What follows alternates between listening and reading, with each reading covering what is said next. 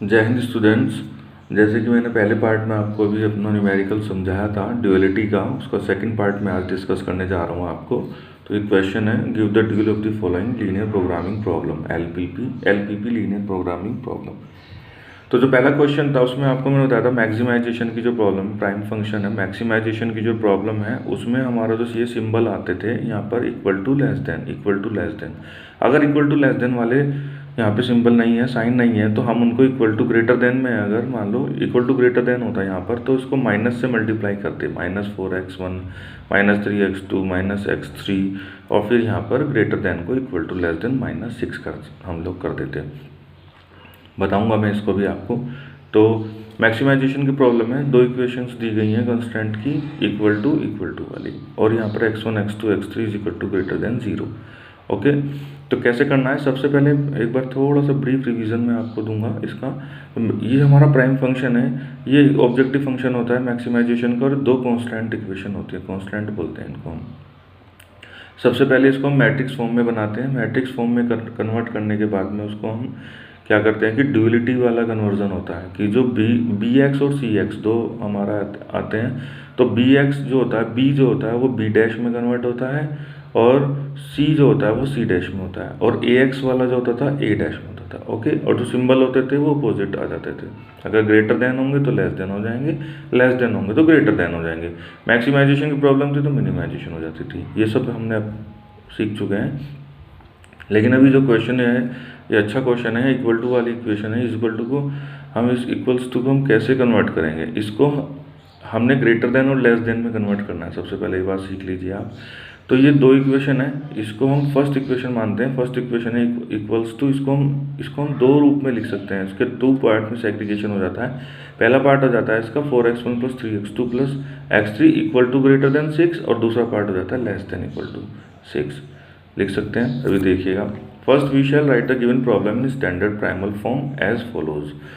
Since it is a maximisation problem all the constant must involve the sign equal to less than.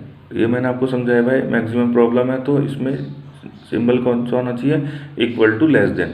और जो first equation है हमारी constant की, उसको हम देखो कैसे कन्वर्ट किया है।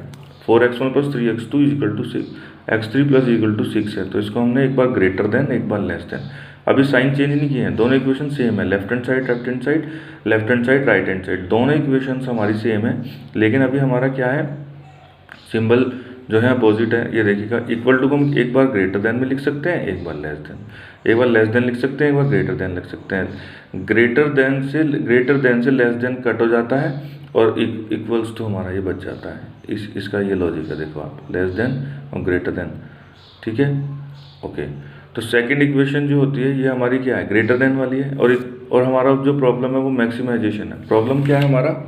मैक्सिमाइजेशन है। यहाँ देखिए आप, तो मैक्सिमाइजेशन का प्रॉब्लम है, तो साइन कैसे होने चाहिए? यहाँ पर साइन होने चाहिए लेस देन के। अब जब साइन लेस देन के होने चाहिए, तो एक लेस देन तो हमने ले लिया, यहाँ पे एक है ग्रेटर देन, तो माइनस की मल्टीप्लाई कर देते हैं और लेस देन में कन्वर्जन हो जाता है। तो second can be written as -4x1 -3x1 -x3 equal to less than -6। ऐसी जो दूसरी इक्वेशन है इसको हम दो पार्ट में डिवाइड करेंगे, इसको स्प्लिट कर लेते हैं, एक बार लेस देन और एक बार ग्रेटर देन।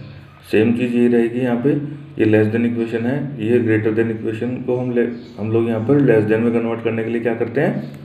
माइनस से मल्टीप्लाई, तो माइनस यहाँ पर, माइनस यहाँ पर, माइनस यहाँ पर, और 4 भी माइनस का हो जाएगा। तो दो इक्वेशन जो होती है, अभी 4 इक्वेशन में आ गई हैं। इन चारों इक्वेशंस को लिखते हैं, देखो आप। Maximum z is equal to क्या आता था? सी एक्स। सी क्या होता है? कोफिशिएंट 2 3 1, और वेरिएबल्स x1 x2 x3। तो 2 देखो आप, 2 3 1 small bracket and x1 x2 x3 matrix form आ गई आपकी, सी एक्स फॉर्म। और चारों इक्वेशन आपने ये लिख लिए हैं यहाँ पे, ये वाली, ये 6 वाली और -6 वाली, 4 वाली और -4 वाली। देखो 6 -6 4 -4, और सारे सिंबल बिल्कुल एकदम इक्वल टू लेस देन वाले आ चुके हैं, और मैक्सिमम की प्रॉब्लम है। ये क्वेश्चन हमने पूरा स्टैंडर्ड फॉर्म में बना लिया, जैसे कि यहाँ पे लिखा था स्टैंडर्ड प्राइमल फॉर्म, ये इसकी स्टैंडर्ड प्राइमल फॉर्म है। अब इसको हम लोग मैट्रिक्स फॉर्म में दे देते हैं। इसका जो coefficient a x plus equal to less than b जो होती है हमारी स्टैंडर्ड फॉर्म जो होती है, a x equal to less than b.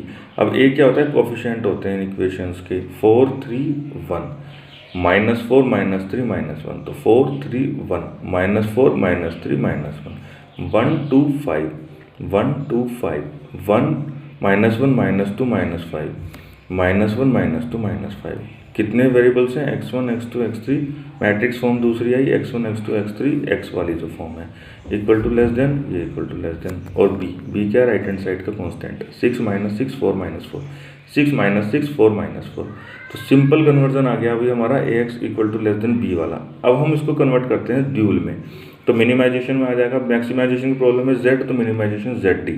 अब यहाँ पे cx होता था, तो ये b जो होता था ये b डैश, और यहाँ w आएगा, देखो b डैश और w।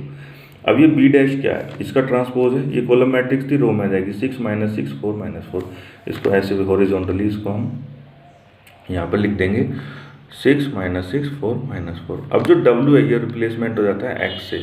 अब यहाँ थोड़ा सा आप लोगों को ध्यान देने की जरूरत है, x का क्या था रिप्रेजेंटेशन, x1 x2 x3 की फॉर्म है x, यहाँ पर 3 वेरिएबल थे x1 x2 x3, ये x1 x2 x3। तो अब यहाँ देखेंगे w कितने होंगे, हम यहाँ ध्यान देते हैं, इक्वल्स टू की इक्वेशन है हमारी, कितनी इक्वेशन थी 2, लेकिन स्प्लिट करके कितनी बनी थी 4, 1 2 3 4, तो 4 w आएंगे। अब 4 w में हम ये नहीं लिखेंगे कि w1 w2 w3 w4, ये नहीं लिखेंगे, क्यों भाई 4 इक्वेशन है तो 4 w आने चाहिए, इसलिए नहीं लिखेंगे क्योंकि ओरिजिनेशन है 4, जो 4 इक्वेशन आई हैं वो 2 से ओरिजिनेट हुई हैं, लेकिन जो मेन फॉर्म है वो 2 ही इक्वेशन है, तो w1 और w2 ही आएंगे। लेकिन ये w1 किसको रिप्रेजेंट करेगा, इक्वेशन 1 को, w2 किसको रिप्रेजेंट करेगा, इक्वेशन 2 को। अब ध्यान से देखिए 4 कैसे बनाने हैं, जो इक्वेशन 1 थी 6 वाली, इसके दो यहाँ पे दो फॉर्म आ गई इसकी, 6 और -6, तो है तो ये w1, लेकिन ये w1 डैश और ये w1 डबल डैश।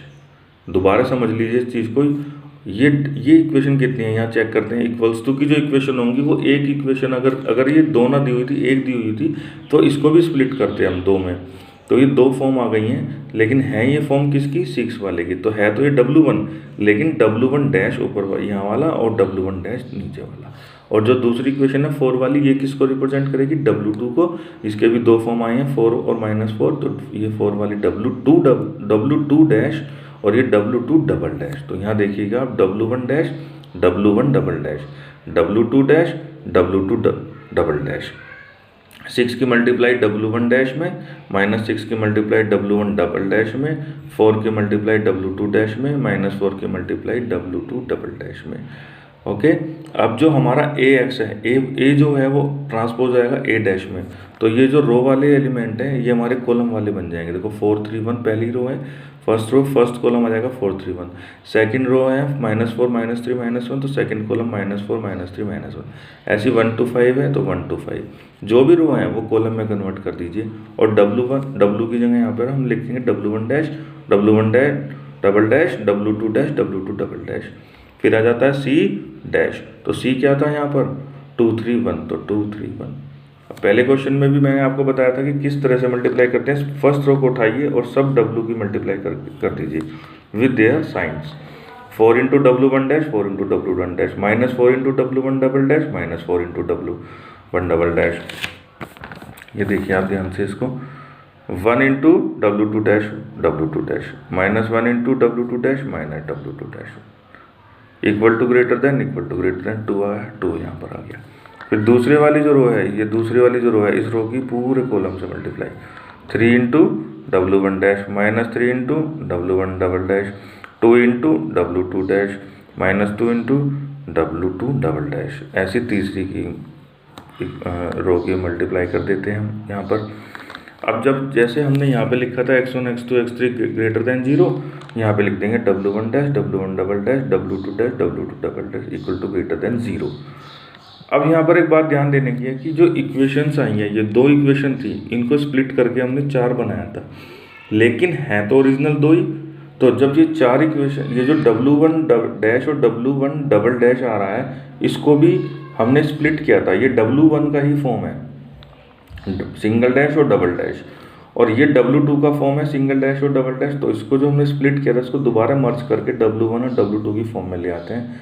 कैसे, w1 जो होता है वो होता है w1 dash minus w1 double dash, और w2 जो होता है वो होता है w2 dash minus w2 double dash. ये आप लोग देख लीजिए, ये इसकी वैल्यू होती है। अब यहाँ वापस आते हैं क्वेश्चन पे, क्या लिखा है, minimum Z is equal to 6W1 dash minus 6W1 double dash. ये देखिए आप यहाँ पर minimum Z is equal to 6W1 double dash minus 6W1 double dash. तो यहाँ 6 कॉमन लीजिए और W1 dash minus W1 double dash यहाँ पर ब्रैकेट में आएगा, प्लस 4 कॉमन आ रहा है दोनों में, तो ब्रैकेट में W2 dash minus W2 double dash बचता है। तो यहाँ देखिए 6 और जो ब्रैकेट वाला W1 dash minus W1 double dash था वो किस में आ गया, W1 में। ये देखिए Z is equal to 6W1। क्यों? क्योंकि 6 अभी मैंने बताया अभी कॉमन लिया है और ब्रैकेट में ये वाली चीज़ आपकी बचती है W1 dash minus W1 double dash, तो यहाँ W1 आ जाता है। और 4 कॉमन लिया था तो W2 dash minus W2 double dash बचा था तो W2 आ गया, तो वो उसी फॉर्म में आ गया W1 और W2। अब जो नीचे वाला हमारा ये इक्वेशन है, देखो 4W1 डैश, यहाँ देखिए आप, ये देखिए आप 4W1 dash minus 4W1 double dash, तो यहाँ 4 कॉमन ले लिए और यहाँ पर W1 dash minus W1 double dash बचता है। ऐसे ही यहाँ पर सिंगल 1 कॉमन आएगा तो W2 डैश माइनस W2, ये देखिए आप, ये देखिए आप यहाँ 4 कॉमन लिया आपने तो W1 dash minus W1 double dash, यहाँ पर 1 कॉमन लिया W2 dash minus W2 double dash. ऐसे ही इन दोनों में 3 कॉमन आ गया, इसमें यहाँ पे 2 कॉमन आया, यहाँ पे 1 कॉमन आया, यहाँ पर 5 कॉमन आया। ये देखिए आप 4 कॉमन लिया था और जो ब्रैकेट वाले माइनस वाले थे ये वाले वर्ड, इसको हमने W1 से यहाँ पे रिप्लेस किया और यहाँ पे W2 आया, और जो यहाँ पे 3 कॉमन लिया था और जो minus W1 dash minus W1 double dash था उसको W1 लिया है, और जो W2 dash minus W2 double dash था उसको W2 यहाँ पर लिया है। तो एज इट इज़ ये 2 इक्वेशन आ गई और W1 प्लस तीसरी equation 5W2 is equal to greater than 1 आ गया है। अब एक बात ध्यान रखनी है, जो पहला क्वेश्चन था उसमें W1 W2 is equal to greater than 0 हमने लिखा था, लेकिन यहाँ नहीं लिखेंगे, यहाँ लिखेंगे हम कि W1 and W2 are both unrestricted in sign. इस लाइन का क्या मतलब है? इस लाइन का मतलब है अनरेस्ट्रिक्टेड इन साइन, यानी कि ग्रेटर देन भी हो सकते हैं और लेस देन भी हो सकते हैं।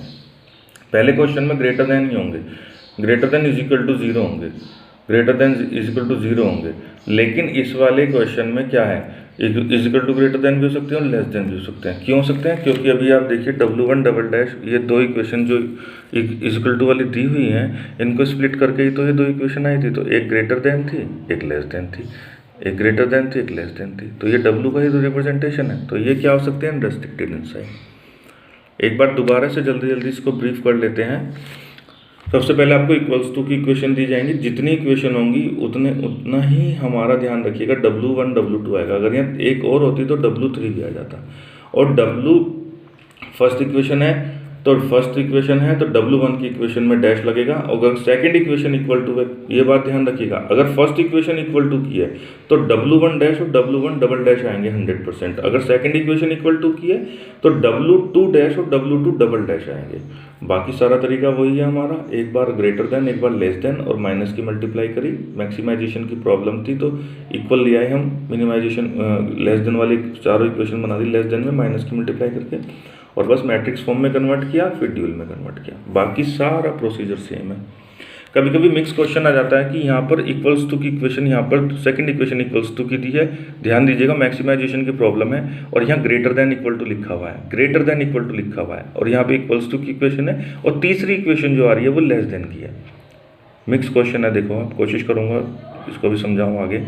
तो ये कितना है आपका, फर्स्ट इक्वेशन किसकी हुई आपकी? ग्रेटर देन, तो माइनस की मल्टीप्लाई करके सबसे पहले इसको लेस देन में कन्वर्ट कीजिए, क्योंकि मैक्सिमाइजेशन प्रॉब्लम है। मैक्सिमाइजेशन प्रॉब्लम सबसे पहले फर्स्ट इक्वेशन अगर लेस देन ग्रेटर देन है तो माइनस मल्टीप्लाई करके लेस देन कन्वर्ट कीजिए।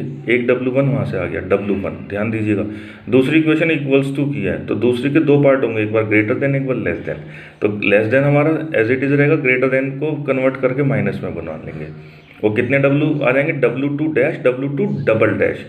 फर्स्ट इक्वेशन हमारी ऑटोमेटिकली W1 है, दूसरी वाली के 2 पार्ट हुए W2 dash W2 double dash. तीसरी इक्वेशन हमारी ऑलरेडी नेगेटिव है तो कुछ नहीं करना, और W3 आ गया। तो कितनी इक्वेशन दी गई थी हमको? 3 इक्वेशंस, लेकिन कितनी कन्वर्ट हुई? 4। तो कितने W आए? 4। लेकिन किस फॉर्म में, एक W1 की, एक W2 dash, W2 double dash और तीसरा आया W3। और जब इक्वेशन लास्ट में ख़त्म हो जाएगी तो W1 W3, यहाँ ध्यान दीजिएगा, W1 ये W1 का पार्ट था first equation equal to greater than थी जो, ये W1 equal to greater than 0 हो जाएगा, और जो तीसरी इक्वेशन थी उसमें भी W3 equal to greater than 0 हो जाएगा। लेकिन जो दूसरी इक्वेशन से W2 आया है हमारा डैश फॉर्म में, W2 is unrestricted in sign लिखा जाएगा। Okay, thank you so much. If you have any problem then you can discuss directly to me.